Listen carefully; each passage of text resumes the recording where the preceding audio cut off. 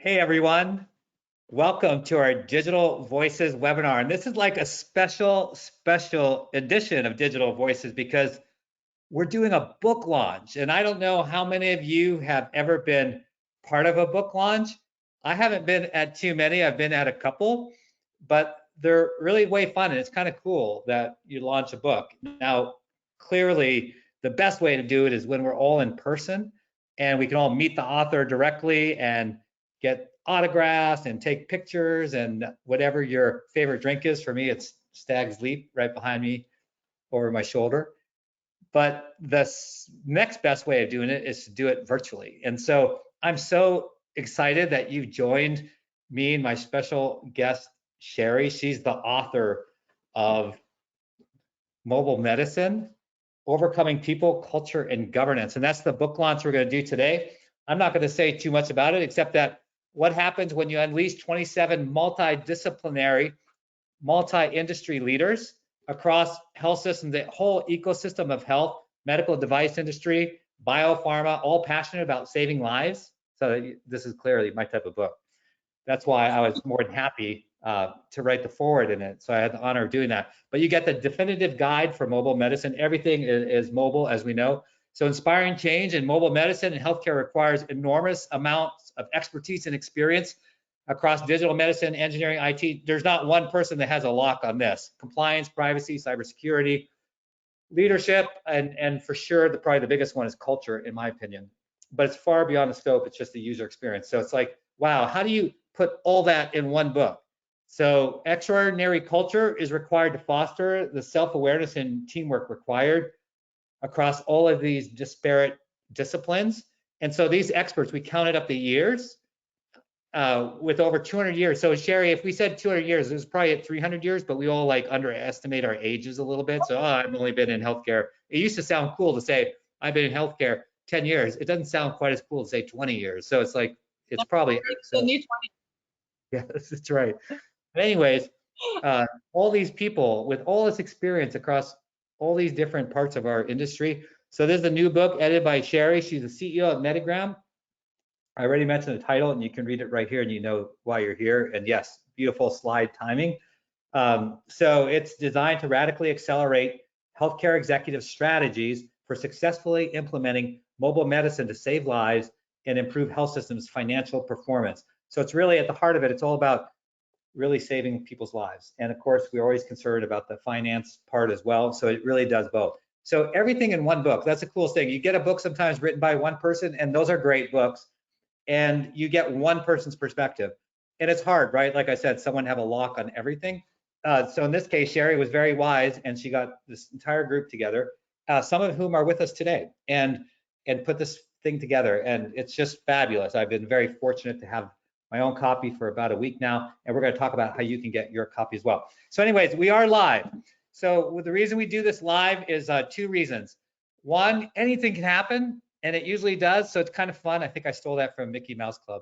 Anything can happen, and it usually does. Surprise day, surprise day. It's Golden Day, surprise day. Yep, I'm sorry, I went back in my memory to Disney.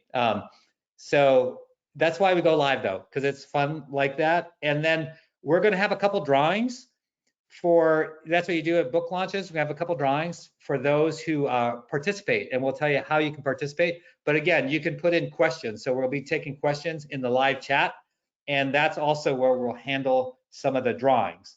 So with that was a super long introduction, but I wanted to make sure that we covered all of our bases. I want to introduce to you my friend and colleague, Sherri, who will share a little bit about herself, and then we'll get jumping right into this. Well, thank you so much for that very generous introduction, Ed. I'm thrilled to be here. And you have been just amazing as a sponsor of the book. Like you said, you wrote the very kind foreword. You've been providing support and coaching the whole way. And that's what today's discussion is really about. It's about my favorite saying, which is teamwork makes dreams work, right? As you said, I'm the editor of Mobile Medicine. I'm also the CEO of Medigram, the mobile computing for medicine company. I'm driven to make medicine more efficient and safe with mobile medical technology. I'm lucky to be the editor. It's best-selling now, #1, hot new release for medical technology and medical informatics. I didn't do it alone. We had this extraordinary team of 27 contributors, like you alluded to. I get to be, in my regular life, also the co-chair of the industry's project on the technical standard for trust with IEEE and Underwriter Labs. So this is a cross-sector healthcare initiative driven by industry leaders from a variety of sectors like academia, medical industries, in particular medical devices, and government. My team at Metagram characterizes me as passionate, connected, and relentless in our mission to save lives. So I see my role as a builder, and it's pretty broad scope, right? Builder of solutions to, solve the leading cause of preventable death, the delay in information, right? Builder of teams and builder of the domain. So our Metagram team counts on me every day to build and develop our team, our capabilities, and the field. And that's a little bit about me. If people want to know more, they should listen to our podcast because I literally told my whole life story, right, Ed? Yeah, but tell us in addition to all that, tell us one unique fun fact about Sherri. One unique fun fact about me is that I have a nickname that I've had since I was in high school, and my husband still brings it up to this day. But that nickname is MacGyver, and so known for fixing things, and that's probably a fun fact for people who haven't known me since grammar school. That is, it endures as a nickname. Yeah, awesome. And you did crew too, right, in college? I did. Yeah. Thank you. Yeah, and high school. And so Yeah. what was your position? Like what was it, an 8-person crew, or what size crew, and what was your position? Well, the highlight of my rowing was that I got to go, and we take a 4 at our college to head of the Charles. I don't know if you ever saw it. What's that book about? That movie about Facebook. Do you remember the movie and the Yeah. scenes with all the domestic boat houses? So that was the highlight of my athletic career was rowing in the 4. And so the position just depends on which size boat, but I rowed both sides, and I typically rowed 7 or 6, which is the second spot, but the first spot on the left side, or the third spot on the right side. Yeah, one thing most people probably don't realize is how great of shape you have to be in to crew. Right? Because it's a lot of, not only is it upper strength, but it's lower body strength, but probably most importantly, but you would know better than me, it's core, right? Isn't it like big time core? It's definitely core. It's definitely whole body. But I think the thing about it is, more than anything else, is that it's a mental game. It's a Yeah. mental game of discipline and a mental game of alignment. And that's why it's just a fabulous sport for any young people, or anybody who has kids who are undecided and looking for a great sport. But the child has discipline and academically oriented. Crew team had the highest GPA in our college. I hear that's pretty typical. Yeah. So if you have cerebral athletes do really well in crew, and it's an amazing, life-changing, life-shaping experience. Highly recommend it. I love watching it. Well, like I usually, when I was running in Cleveland along the Cuyahoga River, there'd be the crews that were out there. Or then when I run in Austin around Lady Bird Reservoir, there's always the UT crew. So it looks so much fun. I love to, Yeah. and there's a whole teamwork and stuff. And someone might be saying, what does that have to do with the book? Well, it has a lot to do with the book, because it requires the leader, I think the coxswain, right? And pulling it all together, and you've got the different crew members, and it takes a lot of brain power, and it takes a lot of energy, stamina and energy. So tell us a little bit about that process, like what it was, because people always ask that question. So just generally, like, how long did it take, and sort of the process, kind of just at a high level. People are like always interested in those sort of things. Yeah, well, actually, you're the inspiration, Ed. So I went to 2019 HIMSS to get you to sign a copy of Digital Voices, or I'm sorry, it's Voices of Innovation. I just conflated your two titles. Yeah, that's good. I like that. That's good. Voices of Innovation. I do know the books, and I do proudly own both of them. But you had got called into a last meeting, you were still CIO at the time at Cleveland Clinic, and what that it was a kind of a blessing in disguise because I had an opportunity to really connect with the woman who was at the bookstore, Hims Bookstore, and that's Chris Manansky, who is the acquiring editor for Taylor and Francis. So I got to chatting with her, and I was like, wow, this woman really knows a lot about this book. And then I thought, she really knows a lot about Ed. And I had no clue. I was just thinking she was a clerk. But the other book I wanted was a book on mobile computing in medicine. And Yeah. so I asked her for that, and she looked at me and she said, we don't have that, but we'd like to have it. So that's the origin story of the book. And I've been working in the domain, as Metagram CEO for over 6 years. I'm Gen X, and I grew up spending a lot of time gaming. And we lived in a remote area in Silicon Valley, which when the weather is bad, you get kind of cut off from society. And so when you get snowed out or rained out, there's nothing to do except for games, right? Video games. So that's kind of the origin story of the book, was me going to me failing to get your autograph turned into the opportunity for this book. And so the book, what it's really about is that I have a passion, as you know. I send a weekly newsletter that kind of originated out of the pandemic, and just in my whole life, I always love to drive clarity and confidence for myself, as well as for my team, and for our ecosystem, right? And so that's what we really wanted to do with the book. We really wanted to see people that we care about deeply, that we know have a chance to make a huge difference in our lifetimes, or in very soon. For patients, to save lives, to make care more efficient, to make their health systems more financially successful. But it's going to take courage. And that courage needs to come out of clear strategy with execution plans. And that's really what the genesis of the book, right, is. That, and I was motivated and given confidence to do it from obviously your help, but also a lot of the colleagues that get the weekly newsletter said specifically that they had clarity and confidence in managing their pandemic and medical risk. And I just love to hear that, like, for someone to say, I feel like that's just one thing I don't have to worry about. I know what I'm doing. I know why I'm doing it. And we need that, like, in every part of healthcare, right? And certainly in medical technology. So the other good thing to know about the book is that it was really written for credibility for a medical audience. So it's really not promotional. So you're not going to open the book, except for the kind words that you put in the forward. You're not going to open the book and find like a big advertisement, for Metagram. It's really meant to be a true resource, for the executive team and for their deputies to sink their teeth into these issues that they need to have clear strategy around, to really move forward, not just with mobility, but really all the advanced technologies that are going to help our health systems be more efficient and be more successful. They're all plagued by these implementation and deployment and governance challenges, whether it's AI, whether it's data science, and so the book I see really as a gateway of helping with mobile medicine, but then obviously going into these other advanced technologies, including wearable robotics and things like that. So we just basically, when the pandemic hit, as in-person meetings weren't really a thing. And so we thought, what can we do, to keep, our community, active and engaged and intellectually, growing.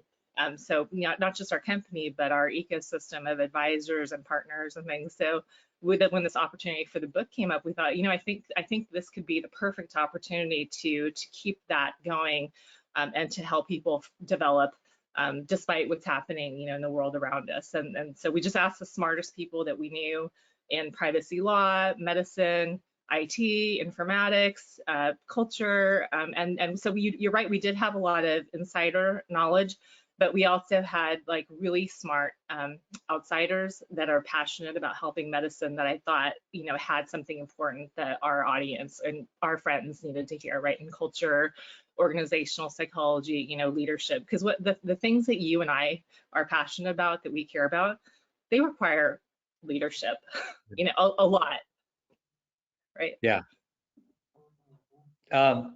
Did you ever feel like quitting when you were writing the book? No, no, I'm not a quitter, just so you know. That's probably not a great question to ask me, but a question you might ask is, did you ever worry about how the book would turn out? And there was a time where I worried that it would be too much me, in my opinion, coming into the book, because I'm really passionate about peer review. Because with my science background and needing to having a whole career of really earning credibility and trust with physicians and physician leaders, and working with scientists and now with engineers very closely. I'm really passionate about just the whole idea of having something that stands up to peer review, so that's trusted, right? And so the only reason why I worried, it's not that I didn't think I could write, because I write every day prolifically, but I thought, if it's just me, and I've developed all these points of view through my several years working in the field, but I'm like, it's not, I want this to be owned by people who need to drive this field forward. And so the worry was, wanted to make sure that we could execute on its potential, I think. Awesome. All right. Well, we are live, and we encourage your interaction. You can interact with us directly and Sherri through the questions. I do see one question. And for the person who writes in the next question, we have a giveaway. Sherri, have we thought what that giveaway is? Yeah. So my husband, Dr. Ed Douville, he and we designed these hats. You can see the mobile medicine logo. Very nice styling. I love it. Yeah. So Eric asked our first question, which I'll read out loud here. But whoever asks the next question in the question box, you will be the proud owner of one of those hats. They actually look pretty cool. It's just telling Sherri I've got a little collection of those hats myself. So while I ask this question, I should type in my own question. But someone beat me to it. All right, let's go to Eric's question. If I'm a CIO at a small multi-hospital provider, how would I use this book to help me deliver mobile medical solutions to improve healthcare delivery? So I'm at a smaller type organization. How might I use this book? Like, is it a field guide? How would it work?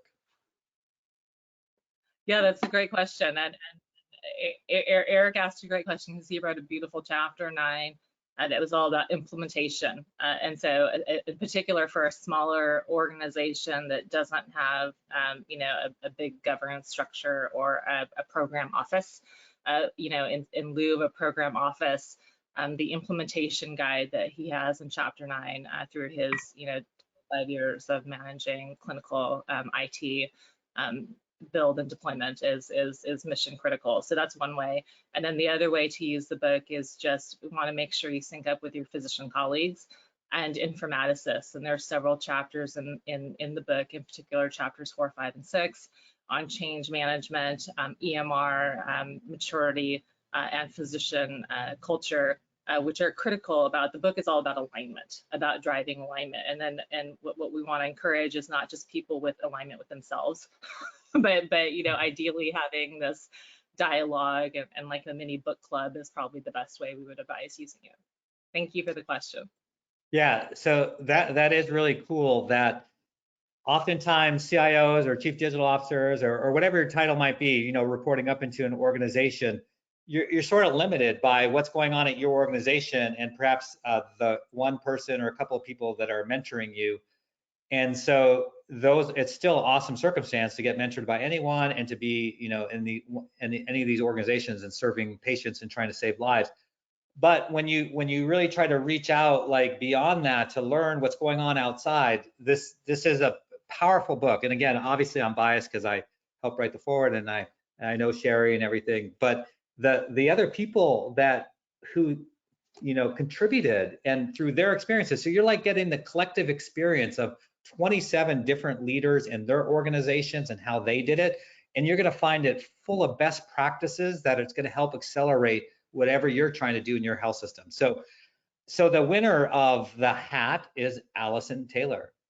And Allison asks, how does company culture affect mobile computing? That's a great question, because mobile computing changes workflow. And so you need to assess the workflow, and then you need to plan the change, and then you need to execute on that change. So the culture that you have needs to be one that is passionate about driving change and incorporating, different perspectives into that. So that's a great question. And we have a lot of culture experts that participated in the book, namely Karen John Madsen was my co-author. She's also my coach on culture and leadership and organizational design. She does a lot of really cool work. And she wrote a book called Culture Your Culture. But chapter 2 was delivered with myself, and my board chair, Wim Rolance, and it's all about culture. So, yeah, as we all know, you can have the best tech and all that sort of thing, even really strong leadership, but if you do not address culture, you will fail, or you'll sub-optimize. So culture is really key. So again, we're live. We're down to about 8 minutes. This is your opportunity to interact directly with Sherri, who's the editor of this book and pulled it all together. Sherri, I know one question that came in beforehand, so when everyone registered, they have an opportunity to ask questions.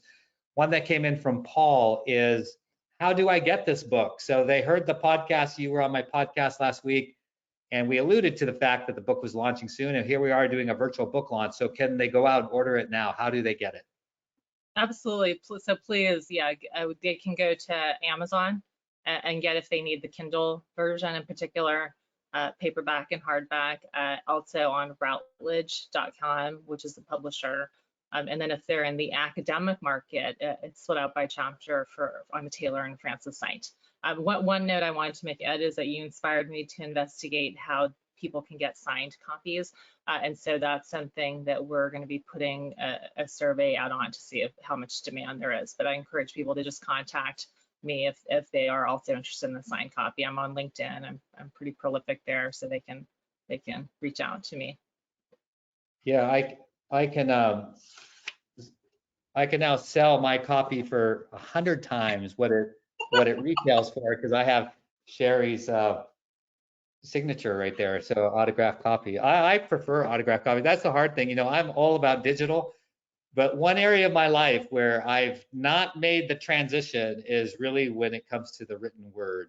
So, because you get the signature, very fine comments, and then when I read, I dog ear and I circle and I highlight, and then when someone comes, I need to talk to them about something. They say, "Hey Ed, what do you think about cyber and mobile?" I can say, "Look, it's right here." And so I'm still a little old school when it comes to books.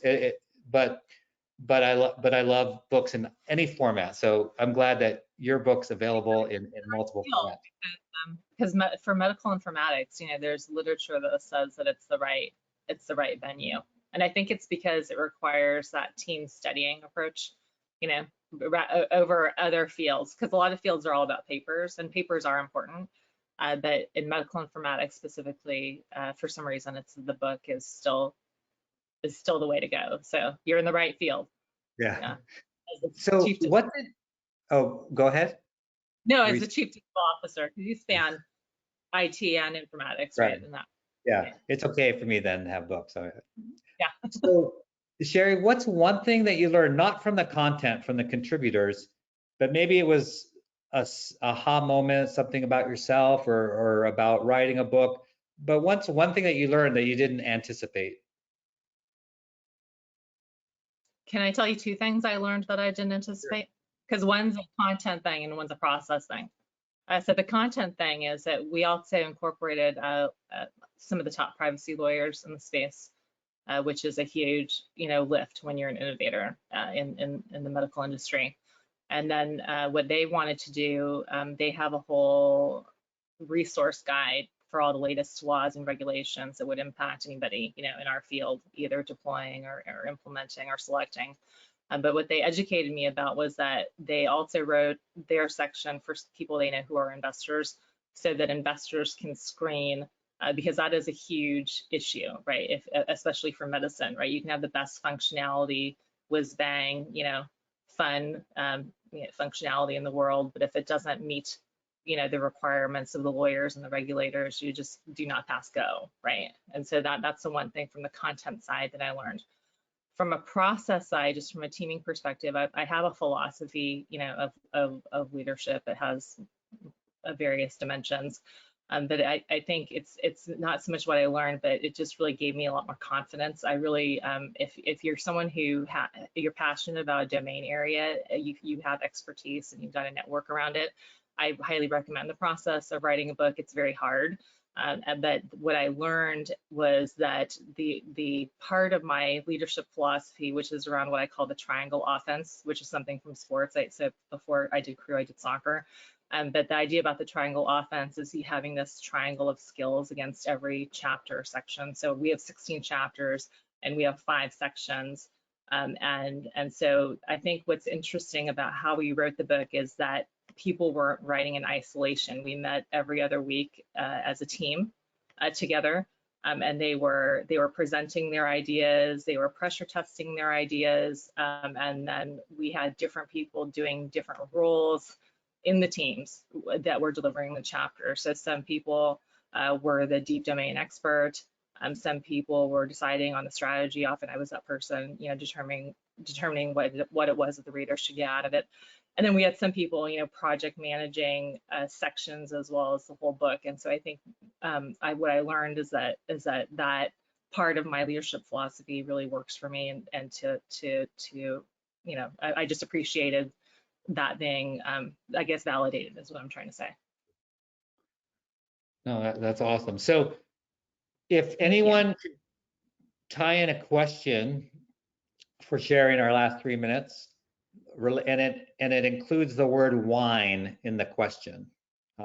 We have one last giveaway. So the question has to include the word wine. So obviously we're all together. I have my celebratory bottle. I'm a Stag's Leap person, not too far from where you are, Sherri, Stag's Leap Winery. Is that so, okay? Yeah, the winery is called Stag's Leap, Yeah. and they make, several different varieties of wine. My favorite is Petite Syrah. Okay. Yeah. But anyways, it's a fabulous winery. So as I toast Sherri, when the next time we're together in person, we will all, we'll have some great wine. So, all right. So we do have a question. A couple questions came in about wine. But how many glasses of wine did you and Art drink to celebrate the publication of this fabulous book? Oh, that is so kind. A few. I'll put it. I'm going to be non-specific there. Yeah. Thank you. That's funny. Yeah, that came from Kate. Yeah, I know. I've shared with many people that my secret to writing is Petite Syrah and popcorn. So when I sit down to write, oftentimes that helps me set the mood. And someone else wrote the same thing. Our friend Eric, he said, how many bottles of wine were consumed over the course of writing this book? So something along the similar theme. So you want to know how long it did take? About 14 months between submitting the proposal and getting the printed copy. I think that's pretty typical, right, Ed? In terms of Yeah. Yeah. Yeah. It takes a while. It's a labor of love, and it takes a little while to do it right. You could rush it, but you should take your time. And Eric also asked, he talked about wine in his question. He wondered if any of the authors whined about the work that they had to do. So. They did. But the number of bottles, we actually do enjoy our wine. We try not to drink that much during the week. And so I think we try to keep it, around a bottle a week. We're not always successful in keeping it around a bottle, but for health reasons, we try to keep a moderate in everything. We try to be moderate in everything. Yeah, everything in moderation, right? And you'll have a good long life. Wow, Sherri, this is fantastic. And we do owe Eric and Kate a gift, one of our consolation prizes. So thank you. We're not going to give Eric one for the whining, but it was creative. So thanks for being our guest. This is really exciting. For those of you who haven't ordered the book yet, please do. It really is fabulous. It's such a great learning. Like I said, everything. I sound like a commercial. I'm really not, but I really believe in it. It's just everything wrapped into one that would take you years of experience. You can read this book, consume it. The nice thing, the way it's sectioned off too, Sherri, is really good in those different sections. And the chapters are very clear about the very specific things they address, whether it's culture or cyber And so it makes it really easy just to use as a reference. So Can I thanks, everyone. Thank you, Sherri. Yeah, last comment, Sherri, over to run you. through on the sections? Would that be okay? Yeah. So Yeah. yeah, the first section is where we've been with mobile, what to look forward to in terms of advanced technology. The second is enabling organizational effectiveness. The third section is driving regulatory and compliance success. The fourth is managing risks to success. The fifth section is aspirational to operational, rapidly upgrading people skills. And then section 6 is envisioning your organization's mobile tech-enabled future. And the 16 chapters flow under those 6 sections. Thank you. That's cool. Thank you so much. And upcoming, you can see on your screens there. Obviously, we're commercial free. We just do this as a value add for the industry.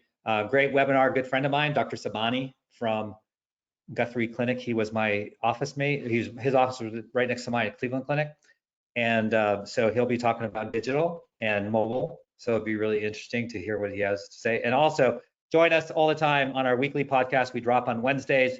You'll hear Sherri. She was with us last Wednesday. Was fabulous, super interesting. Like I know what kind of music she likes too. So thanks to everyone. Appreciate it. And again, Sherri, thank you. Thank you, Ed. Thank you so much. This was really fun and I appreciate it a lot. Yeah. Have a great rest of your day. Thank you, Bye-bye. everyone.